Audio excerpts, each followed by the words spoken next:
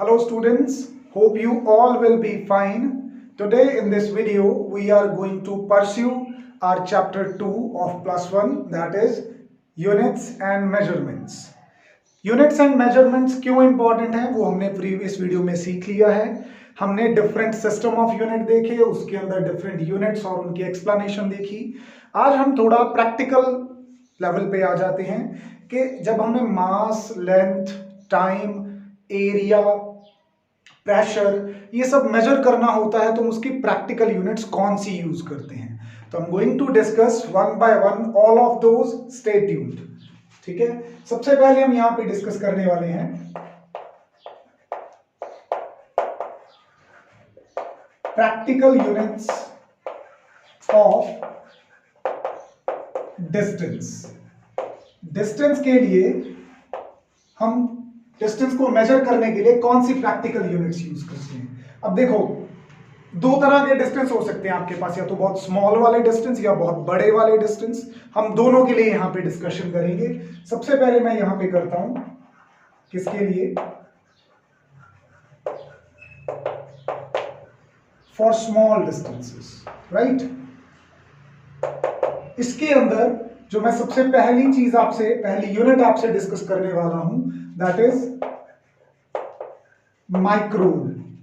ठीक है, आपने जो आपके पॉलीथिन होते हैं, एनवेल्प्स होते हैं, वहां पे जरूर देखा होगा कि जो एक पॉलीथिन है उसकी जो थिकनेस होती है वो माइक्रोन्स में लिखी होती है। ठीक है, सो व्हाट इज 1 माइक्रोन?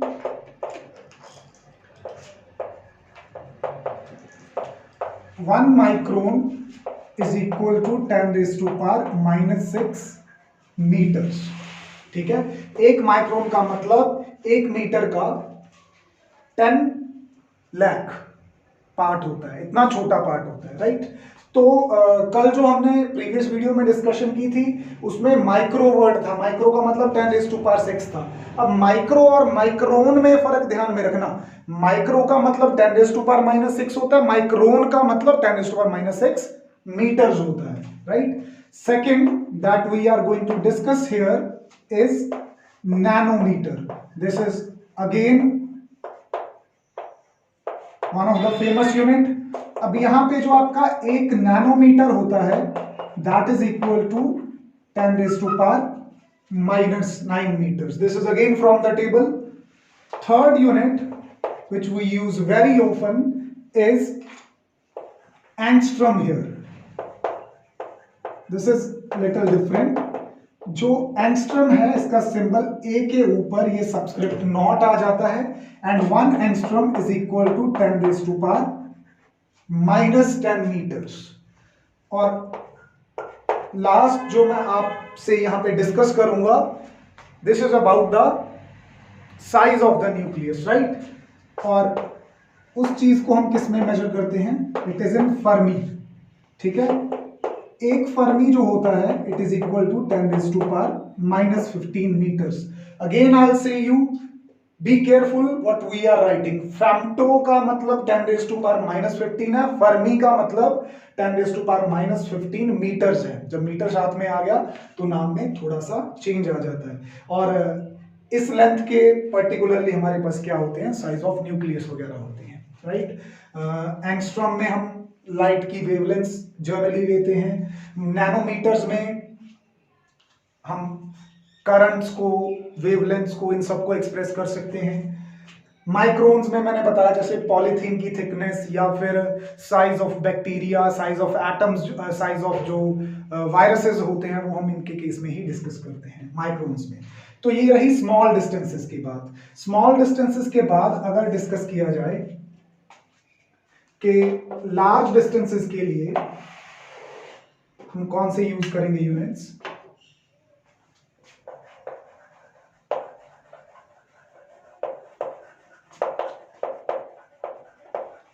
देखो बेटा, लार्ज डिस्टेंस में क्या आ जाता है, जो तो हमारे डेली लाइफ स्केल की चीजें हैं उनको आप किसी ना किसी मेजरिंग टेप से मेजर कर सकते हो, राइट।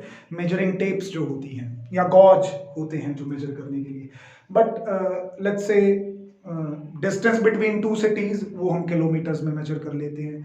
बट उससे भी ज्यादा हूँ distance, let's say if I ask you the distance between two planets, distance between planet and sun, distance between planet and a far away star, तो वो सारे डिस्टेंसेस को मेजर करने के लिए ये मीटर, किलोमीटर, ये सब कन्वीनियंट यूनिट्स नहीं है। इनके लिए हम यहाँ पे 3 यूनिट्स डिफाइन करते हैं। Let's start with the smallest of those, जो उनके बीच में स्मॉलेस्ट है, दैट इज एस्ट्रोनॉमिकल यूनिट। क्या बोलते हैं हम उसको? एस्ट्रोनॉमिकल। डिनोट किसके साथ करते हैं उसको? AU। What is the definition of one astronomical unit? बेटा one astronomical unit जो है that is, हमने लिया है उसको distance between sun and earth। सन और अर्थ के बीच में जितना डिस्टेंस है, मतलब उनके सेंटर्स के बीच में जितना डिस्टेंस है, we call this distance astronomical distance। और one astronomical distance जो है आपका, it is 1.496 into 10 raised to power 11 meters होता है। So you may be asked in exam what is astronomical unit, how much meters are there, या how many meters are there in one astronomical unit। तो ये conversion आपको ध्यान में रखनी है। दूसरी यूनिट जो मैं यहाँ पे डिस्कस करूंगा, this is one of the old that you have heard, is light year.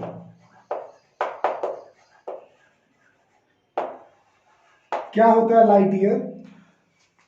कईयों को यहां से लगता है कि ईयर वर्ड आ गया तो light year is the unit of time. Year word आ गया तो उसका मतलब ये नहीं है कि ये टाइम की यूनिट है, it is the unit of distance. और लाइट ईयर को कैसे डिफाइन करते हैं? Let's say I want to define one light year. One light year means distance travelled by light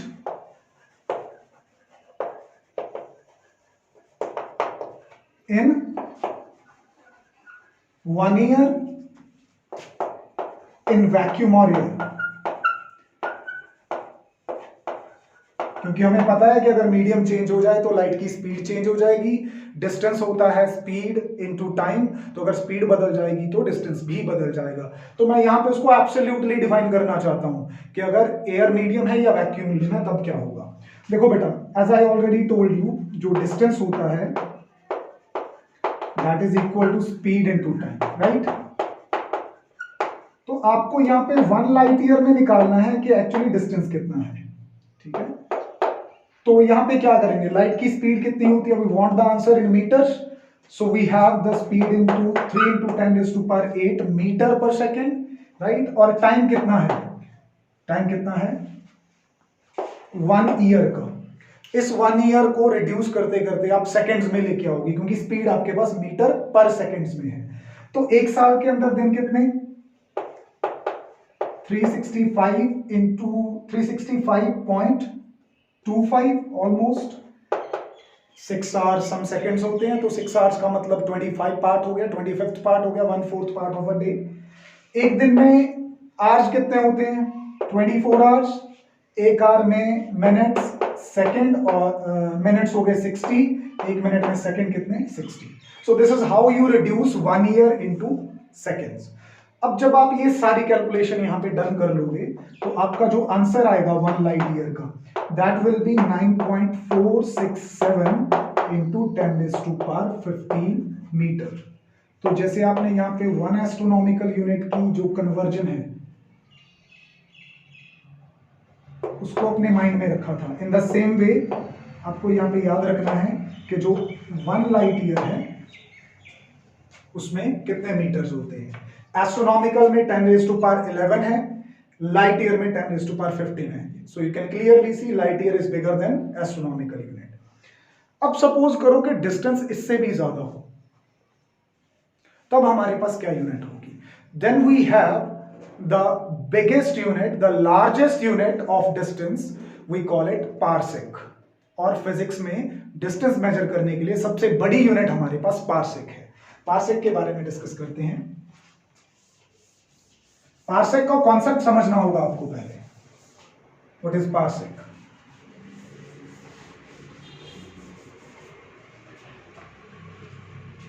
देखो बेटा, अभी तक की नॉलेज से हमें यह पता चल गया है कि if I have sun here, right?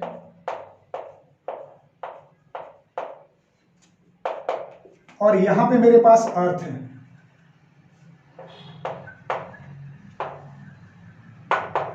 सन और अर्थ के बीच में डिस्टेंस कितना है? We have this distance 1 astronomical unit. हमने अभी डिफाइन किया 1 एस्ट्रोनॉमिकल यूनिट क्या होता है, the distance between sun and the earth. ठीक है, अभी इमेजिन करो कि आपने इधर से सन से चलना, अर्थ से चलना शुरू किया, उधर से आपने सन से चलना शुरू किया, और आपने उस लाइन को मिलना है जो अर्थ से आ रही थी। लेकिन कब मिलना है, दैट इज इंपॉर्टेंट। कब मिलना है? जब इन दोनों लाइंस के बीच में जो एंगल बने वो कितने का बने? 1 सेकेंड का बने। ये मैं क्या बोल रहा हूं? एंगल की यूनिट आज तक डिग्री सुनी थी, चलो हमने ये भी सीख लिया कि एसआई सिस्टम में एंगल की यूनिट रेडियन है। ये सेकंड कहां से आ गया? Second is also the unit. Let me tell you the basic. इसको साइड पे नोट कर लेना कहीं। Let me form it here. देखो बेटा, एसआई यूनिट जो है एंगल की, वो हमें पता है कि रेडियन होती है। डिग्री वाली जो यूनिट है उसको प्रैक्टिकली बनाना समझना आसान होता है, तो प्रैक्टिकली हमने 6th क्लास से मैथमेटिक्स में एंगल जो है वो डिग्रीज में ही बनाए हैं। Let's understand the relation between degrees and radians. जो आपके 180 डिग्रीज होते हैं वो पाई रेडियंस के इक्वल होते हैं। रिमेंबर दिस थिंग, अगर तो पाई अकेला आ जाए then it is a constant 22/7। अगर पाई रेडियंस आ गया साथ में तो इसका मतलब 180 डिग्री होता है, अ स्ट्रेट लाइन। ओके, अभी 1 डिग्री जो है इसमें 60 मिनट्स होते हैं। ओके, और 1 मिनट के अंदर 60 सेकेंड्स होते हैं। इफ यू रिमेंबर ज्योग्राफी में जब आप लैटिट्यूड्स बताते हो किसी प्लेस की, तब आप वहां पे डिग्री, मिनट और सेकंड तीनों यूज करते हो। तो वहां भी सेम क्वेश्चन आपका बनता था। They represent angles, locations, positions. Okay, तो यहां पे ये एंगल कितना बनना चाहिए? हम सन से चले, हम अर्थ से चले, हम कहां पे मिलेंगे? जहां पे हमारे मिलने से एंगल कितना बनेगा? 1 सेकेंड का बनेगा। तब ये जो डिस्टेंस होगा दिस विल बी, ये जो डिस्टेंस होगा दिस विल बी 1 पार्सेक। इसको हम 1 पार्सेक कहेंगे यहां पे। ठीक है, अब ये 1 पार्सेक मीटर्स में एक्सप्रेस करना है तो कैसे निकालें? देखो, एक पुराना कॉन्सेप्ट लगाएंगे जो हमने प्रीवियस लेक्चर में सीखा था, angle is equal to arc upon radius. For the reason कि हमें ये आर्क पता है, अगर यहां पे ये डिस्टेंस फिक्स हो तो this is free to rotate like this. तो ये जो 1 एस्ट्रोनॉमिकल बनी है ये क्या है? यहाँ पे आर्क ही तो है। तो ये अगर कॉन्सेप्ट लगा दूं मैं यहाँ पे कि जो एंगल होता है this is equal to arc upon radius, और मुझे यहाँ पे निकालना क्या है? This is radius 1 parsec. इसको डिफाइन करना है तो इसको ऊपर ले आऊं और इसको नीचे ले आऊं। So angle is 1 second, arc is 1 astronomical, radius is 1 parsec. तो मैं यहां से 1 पार्सेक निकालने की कोशिश करूंगा। 1 parsec is going to be 1 astronomical unit by 1 second. अब सब वैल्यूज सब्स्टिट्यूट करते हैं यहां पे। 1 parsec is equal to 1 astronomical unit कितने मीटर्स के बराबर है? 1.496 इंटू 10⁻11 बाय 1 सेकेंड। सेकेंड को भी एसआई सिस्टम में लेके आना पड़ेगा, और एसआई यूनिट कौन है? रेडियन। तो अगर मैं सेकेंड से मिनट में आऊंगा तो कितने से डिवाइड करना होगा? 60 से।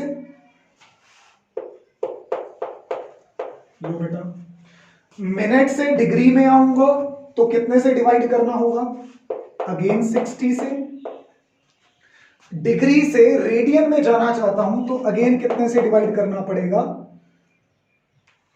डिग्री से रेडियन में, तो पाई बाय 180 से।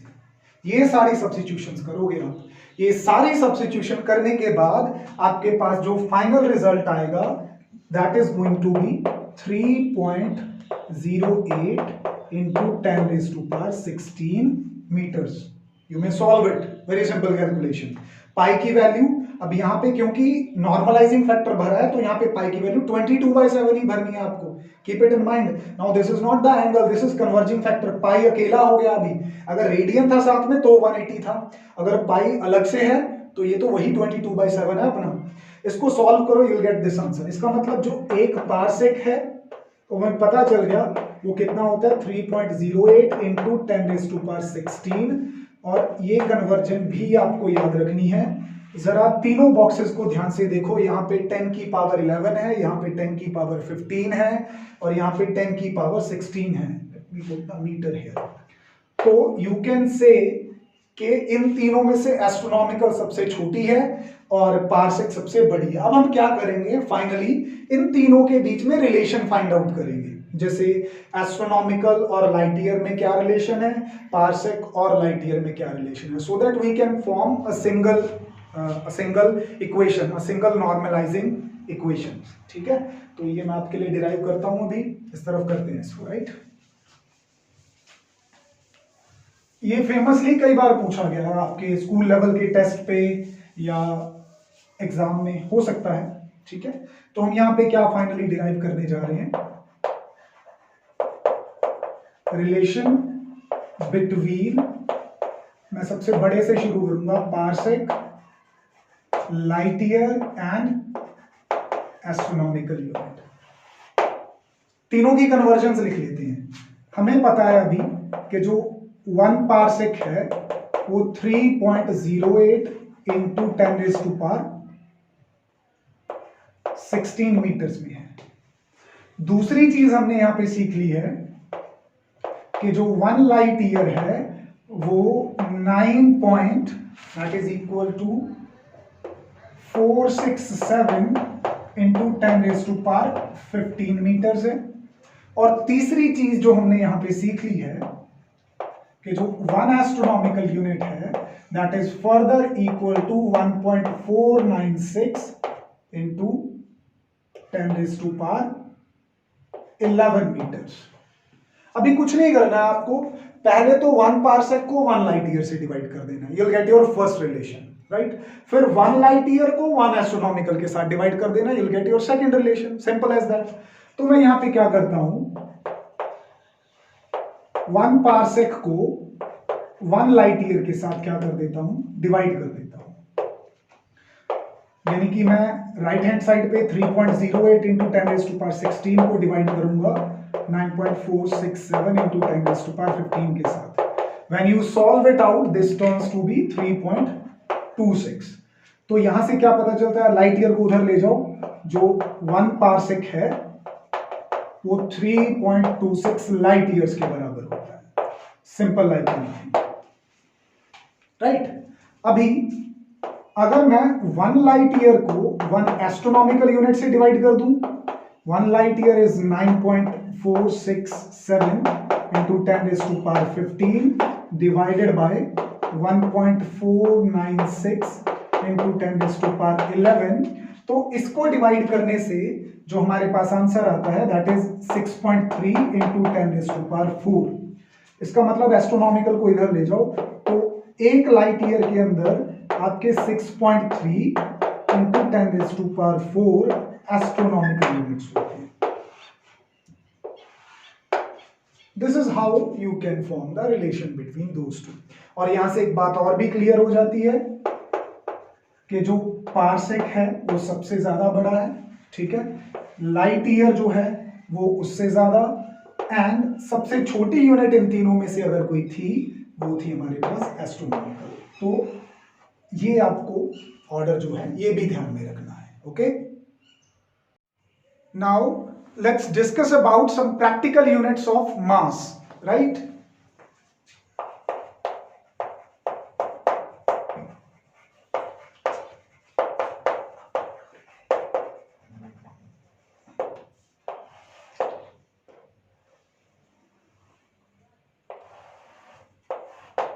प्रैक्टिकल यूनिट ऑफ मास के अंदर सबसे पहले हम चलते हैं फॉर स्मॉल मासेस।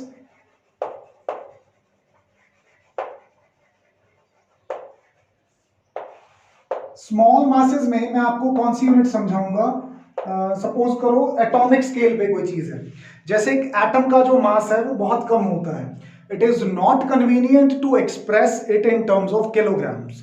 तो अगर किलोग्राम्स की फॉर्म में एक्सप्रेस करना कन्वीनियंट नहीं है तो हमने वहां पे एक नई यूनिट डेवलप की थी, that was atomic mass unit. कौन सी? Atomic mass unit. In short हम इसको AMU बोलते थे। Later on for some convenient reasons इसको एटॉमिक मास यूनिट की बजाय यूनिफाइड मास भी कहने लगे हम। यूनिफाइड मास को स्मॉल u से डिनोट कर लेते थे। बोथ आर सेम, सिर्फ इनके नाम का डिफरेंस है। तो जो एटॉमिक मास यूनिट या फिर यूनिफाइड मास है, इसको डिफाइन कैसे करते थे? इट इज इक्वल टू, किसके बराबर होता है ये?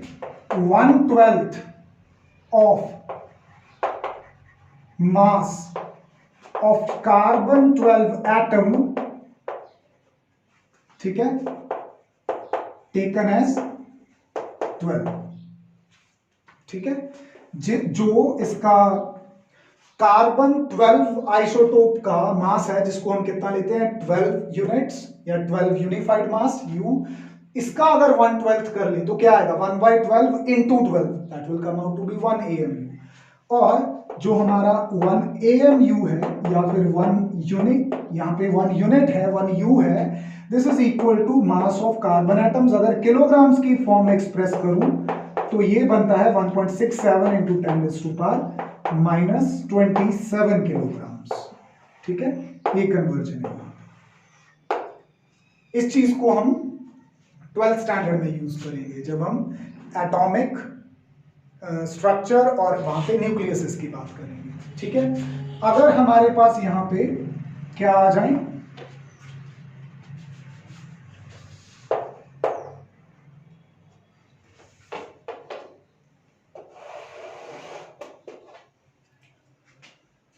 स्मॉल मासेस की बजाय हमारे पास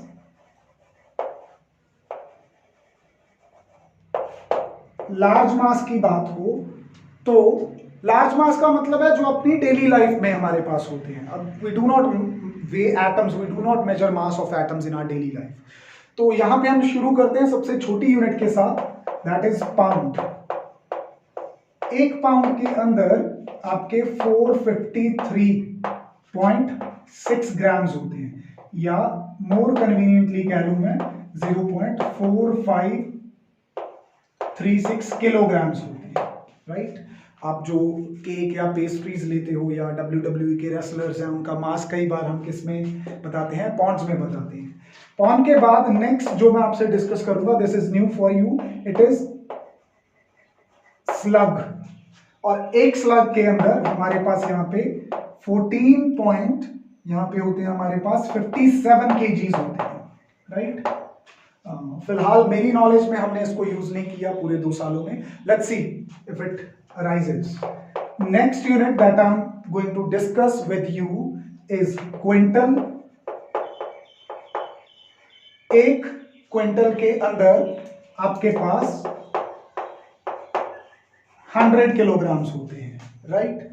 इससे और बड़ी यूनिट लेनी हो, दैट इज टन। टन्स की बजाय कई बार इसको मीट्रिक टन भी बोल देते हैं, वो भी एक ही बात है। 1 मीट्रिक टन में कितने किलोग्राम्स होते हैं? 1000 किलोग्राम्स। तो ये तो रही हमारे डेली लाइफ स्केल की बातें, जिसमें हम मैक्सिमम कहां तक चले जाते हैं? टन्स तक चले जाते हैं।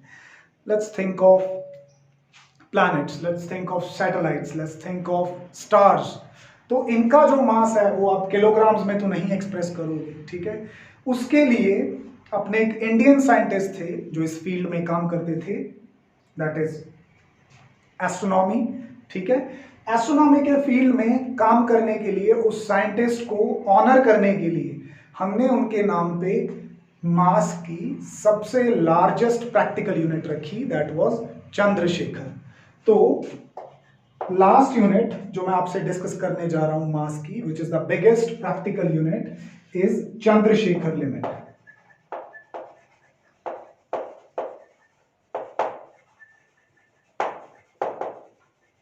इन शॉर्ट इसको CSL बोल देते हैं। एक चंद्रशेखर लिमिट जो है ये आपकी 1.4 टाइम्स होती है किसके, मास ऑफ सन के। क्योंकि अगर सोलर सिस्टम की बात करें तो सबसे नियरेस्ट स्टार अपने पास सन है और सन ही सबसे यहाँ पे मैसिव है हमारे पास, दैट इज वाई सभी चीजें सन के अराउंड घूम रही हैं, ठीक है।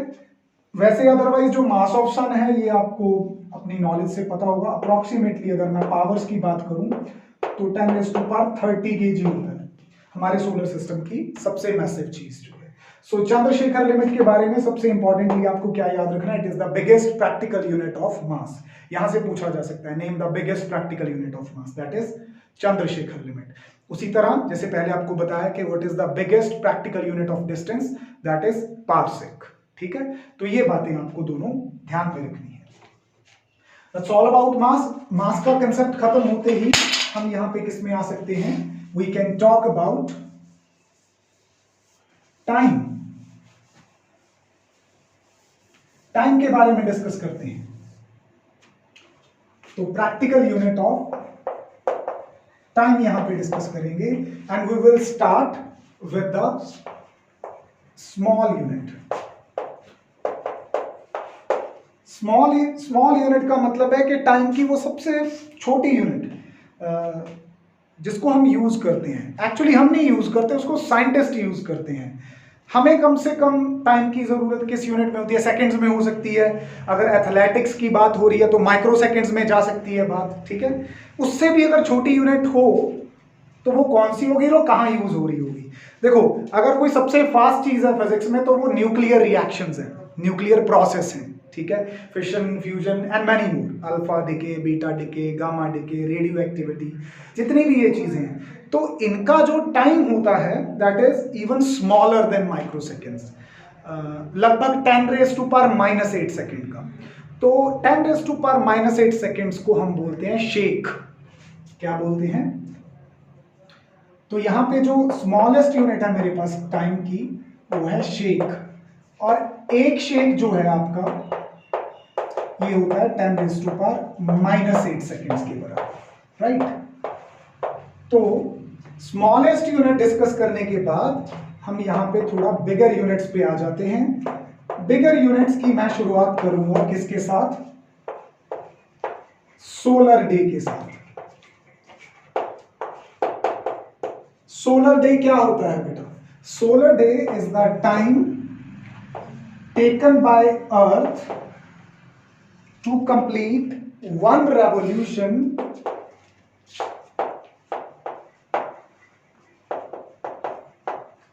about its own axis, अपने ही एक्सिस के अबाउट, किसके विद रिस्पेक्ट टू,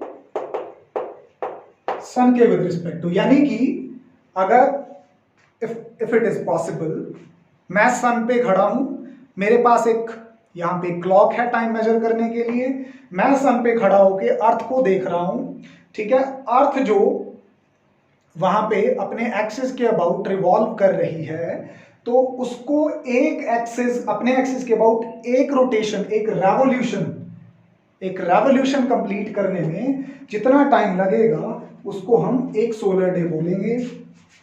वैसे हम अपनी आम जिंदगी में एक सोलर डे को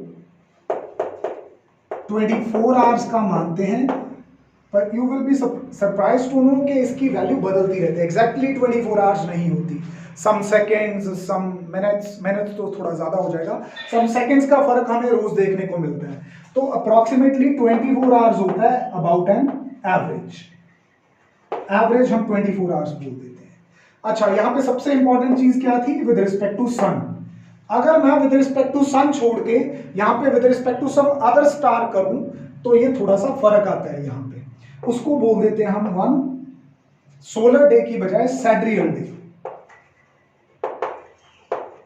तो वन सैड्रियल डे जो है वो टाइम होता है अर्थ की वन रेवोल्यूशन का अपने एक्सिस के अराउंड बट यहां पे विद रिस्पेक्ट टू क्या आ जाएगा, सम अदर स्टार, ठीक है। और ये जो टाइम है यानी कि 1 सिडेरियल डे जो है, ये आपका जो नॉर्मल डे है 24 आवर्स का, इससे लगभग 4 मिनट छोटा होता है। मतलब ये होता है आपका 23 आवर्स 56 मिनट्स, लगभग इतना होता है। I hope yes it is minutes, 4 seconds approximately you can say 3 minutes 56 seconds छोटा होता है, तो रफली 4 मिनट छोटा कहना सही है, ठीक है। उसके बाद हम यहां पे डिफाइन करते हैं सोलर ईयर। सोलर ईयर क्या होता है बेटा, अर्थ का जो मोशन है वो ड्यूल है। यहां पे अर्थ अपने एक्सिस के अबाउट भी घूमती जाती है, अपने एक्सिस के साथ साथ घूमने के अलावा ये सन के अराउंड भी ऑर्बिटल पाथ में चलती है, मतलब उसके अराउंड जो है एलिप्टिकल ऑर्बिट में चलती है। तो आपका एक जो पूरा मोशन है कंप्लीट करने में in the orbit around the sun, जितना टाइम लगता है अर्थ को, we call it solar year. तो इसको बोलते हैं time taken by earth to complete 1 revolution किसके अबाउट, सन के about in its orbit. Okay, जो 1 सोलर ईयर है,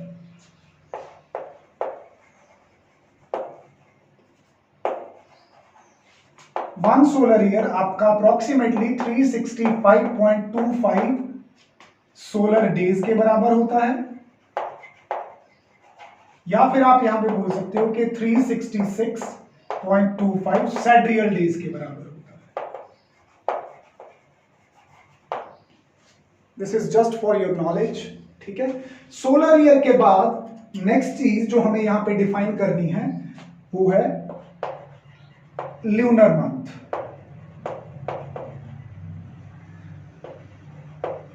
लूनर का मतलब यहां पे मून से है, तो मून जो है that is a satellite, natural satellite of earth, तो उसको अर्थ के अराउंड अपना एक पूरा सर्कल कंप्लीट करने में, अपना एक पूरा ऑर्बिट कंप्लीट करने में, ठीक है, जितना टाइम लगता है उसको लूनर मंथ बोलते हैं। क्या है ये, time taken by moon to complete 1 revolution किसके अराउंड बेटा, अर्थ के अराउंड। और जो एक ल्यूनर मंथ होता है, मतलब मून को जो टाइम लगता है वो कितना होता है, 27.3 डेज। इतना टाइम लग जाता है मून को अर्थ के अराउंड एक रेवोल्यूशन कंप्लीट करने में, ठीक है। लूनर मंथ के साथ ही जो आपकी टाइम की प्रैक्टिकल यूनिट्स हैं वो खत्म होती हैं। तो टाइम की प्रैक्टिकल यूनिट्स के बाद अगली यूनिट्स डिस्कस करते हैं। Let's discuss about the practical units of area now, ठीक है।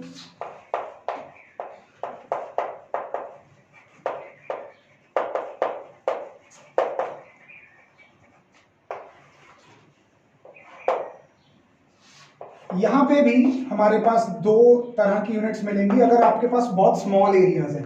स्मॉल एरियाज कितने, देखिए नॉर्मल लेवल पे हम जो लैंड की मेजरमेंट करते हैं वो हेक्टेयर्स में कर सकते हैं, वो एकर्स में कर सकते हैं, उससे नीचे की और भी कई यूनिट है पंचायती लेवल पे।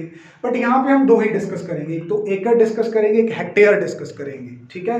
That is one of the largest units of physics. Smallest unit कितनी हो सकती है, बाकी सारी चीजें तो हम स्केल वगैरह से मेजर कर सकते हैं, सेंटीमीटर स्क्वायर में, मीटर स्क्वायर में, मिलीमीटर स्क्वायर में, लेकिन अगर बहुत स्मॉलर यूनिट्स आ जाए, कितने आ जाएं बेटा, न्यूक्लियर, यहां पे मैं बात करूंगा फिशन रिएक्शन की, जिसमें जब एक एटम ब्रेक करता है इन 2 स्मॉलर एटम्स, उसके साथ कुछ एक्स्ट्रा पार्टिकल्स निकलते हैं, वो एक्स्ट्रा पार्टिकल जाके आगे और एटम्स के साथ टकराते हैं, ठीक है, वो एटम्स ब्रेक करते हैं and this goes on, this is called chain reaction in nuclear fission. तो वो जो पार्टिकल्स बाहर निकल रहे हैं, कितने चांसेस हैं कि वो आगे जाके किसी एटम के साथ स्ट्राइक करेंगे, that depend on the material, कितना अवेलेबल है, वहां पे एरिया कितना उनको ऑफर हो रहा है, उस एरिया को हम बोलते हैं न्यूक्लियर क्रॉस सेक्शन। ठीक है, न्यूक्लियर क्रॉस सेक्शंस को हम अपनी यूजुअल यूनिट्स के साथ मेजर नहीं करते, उसके लिए हमारे पास सबसे छोटी यूनिट है यहां पे, वी कॉल इट बार्न। क्या बोलते हैं इसको, BARN, बार्न। 1 बार्न जो है यहां पे हमारे पास, ये इक्वल होता है 10 raise to power -28, see the magnitude, कितनी स्मॉलेस्ट यूनिट है, मीटर स्क्वायर। ठीक है, तो ये आपको याद रखना है, न्यूक्लियर फिजिक्स में कहीं ना कहीं आपके काम आने वाली चीज है। एक बार जो है 10 raise to power -28 metre square के बराबर होता है, और यूजुअली इसमें हम क्या एक्सप्रेस करते हैं, nuclear cross section areas, right. इसके बाद मैं थोड़ी बिगर यूनिट्स पे आ जाता हूं। As I told you earlier, यहां पे हम 2 यूनिट्स डिस्कस करेंगे। जो पहली यूनिट होगी दैट विल बी एकड़। जो 1 एकड़ होता है, इसमें हमारे पास 4047 मीटर स्क्वायर होते हैं। ये किसी प्रॉब्लम में हमारे काम आ सकता है। दूसरी यूनिट जो मैं यहां पे डिस्कस करूंगा वो है हेक्टेयर। 1 हेक्टेयर जो है ये 10,000 means 10 raise to power metre, 10 raise to power 4 metre square के ऊपर। So these are the 3 units that we practically use in physics for area। ये डिस्कस करने के बाद आगे जो चीज हमें डिस्कस करनी है लास्ट, वो है प्रैक्टिकल यूनिट्स ऑफ, यहां पे डिस्कस करेंगे हम प्रेशर की। This is one of the quantity which we measure many times. आगे जाके आपके करियर ऑप्शंस में भी ये पार्ट ऑफ फिजिक्स जो है इट इज क्वाइट इंपॉर्टेंट। इसमें हम चैप्टर जो अपना यूनिट 7 है मैकेनिकल प्रॉपर्टीज बल्क मैटर की, उसके अंदर प्रेशर के कॉन्सेप्ट बहुत डिटेल में पढ़ेंगे। तो इसके बाद आपके जो भी फील्ड्स आते हैं, नेवी, एयरफोर्स, वहां पे जब आपको लिक्विड प्रेशर या एयर प्रेशर ये सब मेजर करने होते हैं, तो ये सारी calculation even at your job level आपके काम की हैं। तो आगे जाके जितने भी फील्ड्स आपके ओपन होंगे, उनका जो बेसिक रूट होगा वो +1 +2 ही रहने वाला है।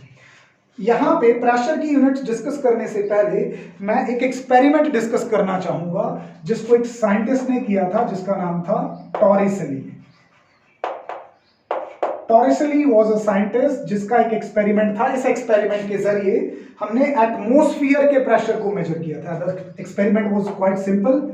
एक हमने यहाँ पे टब लिया था, इस टब में हमारे पास क्या भरा हुआ था, मरकरी भरा हुआ था, राइट। फिर उसने एक ट्यूब ली, एक टेस्ट ट्यूब। ये टेस्ट ट्यूब 1 मीटर लंबी थी। कितनी लंबी थी, 1 metre, having 100 at the top. 1 metre में 100 सेंटीमीटर्स होते हैं, 0 एट द बॉटम। और इसके अंदर भी क्या भरा हुआ था, सब जगह पे मरकरी भरा हुआ था। अभी क्या किया, पहले तो इसके ऊपर थंब था, जैसे ही इसको इमर्ज किया मरकरी टब में, तो अपना थंब हटा दिया।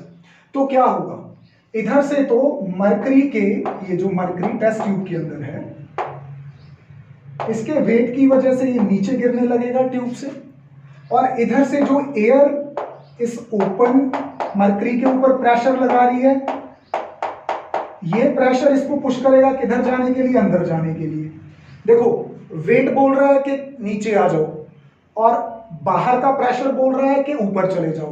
तो दोनों के बीच में कोई ना कोई एडजस्टमेंट होगी, और एक ऐसा लेवल आएगा जहां पे ये प्रेशर और वेट एक दूसरे को क्या कर जाएंगे, बैलेंस। एक डाउनवर्ड फोर्स है, एक अपवर्ड फोर्स है।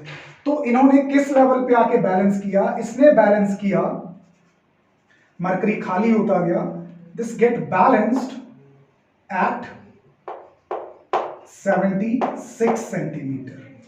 कहां पे बैलेंस हुआ ये, 76 सेंटीमीटर पे, या मैं कह दूं 760 मिलीमीटर पे। हमने यहां पे 1 mm ऑफ मर्करी को टॉरसली के नाम से 1 टॉर बोल दिया। क्या बोल दिया? 1 टॉर। हमारे पास यहां पे टोटल कितने मिलीमीटर्स हैं? 760 मिलीमीटर्स।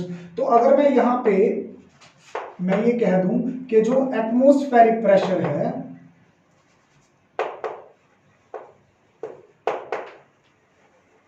वो दरअसल आपका 760 mm ऑफ मर्करी आ रहा है, तो इसमें कहने में कोई गलत नहीं है कि जो एटमॉस्फेरिक प्रेशर है वो 760 टॉर के बराबर होता है, 760 टॉरसली के बराबर होता है।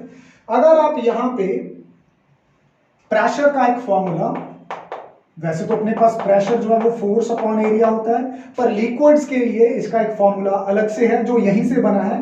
It is height of the liquid column into density of the liquid into acceleration due to gravity.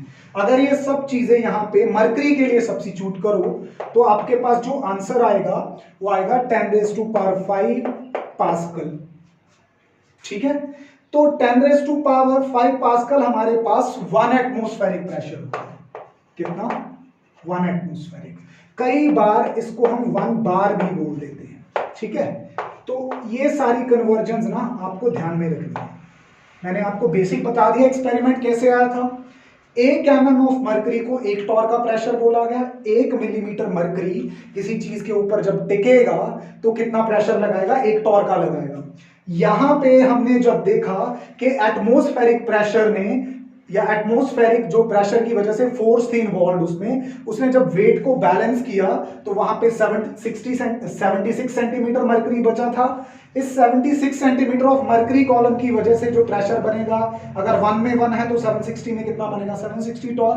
अगर यहाँ पे एच रो जी फॉर्मूला लगा के पास्कल्स में कैलकुलेट करें न्यूटन पर मीटर स्क्वायर में, तो वो लगभग कितना आता है? 1 लाख पास्कल। इसी को हम 1 बार बोल देते हैं।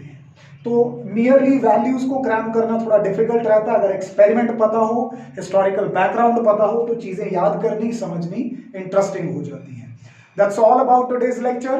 Hope you have understood all the things. Take care of yourself. See you in the next video.